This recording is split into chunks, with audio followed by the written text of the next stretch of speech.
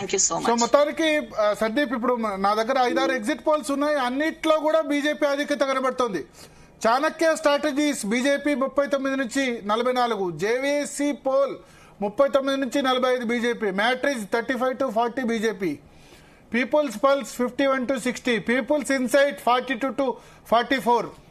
ఆమ్ Aadmi Party చూసుకుందాం, JVC పోల్లో 22 నుంచి 31, మ్యాట్రిక్స్ సంబంధించి ఒక్కటి మాత్రం 32 to 37 అవుటర్ ఛాన్స్ ఇస్తున్నారు మ్యాట్రిక్స్ పోల్ మాత్రం.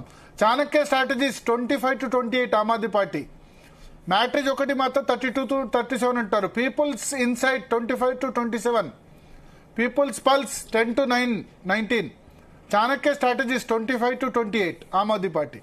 So best case Aam Aadmi Party Matrix పోల్లో 32 to 37, అదొకటి మాత్రం బీజేపీకి కొంత ఎడ్జ్ ఇస్తున్నారు 35 to 39, బట్ ఆమ్ ఆద్మీ పార్టీకి 32 to 37 ఇస్తున్నారు.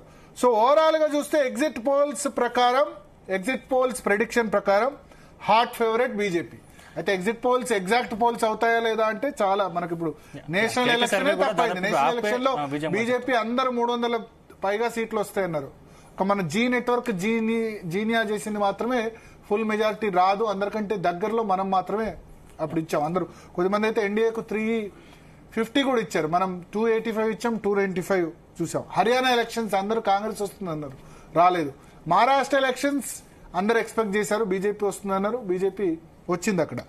అయితే ఇప్పుడు అందరూ మోస్ట్ హాట్ ఫేవరెట్ బీజేపీగా ఉండడానికి ప్రధాన కారణం నేను ఇంతకుముందు చెప్పినట్టు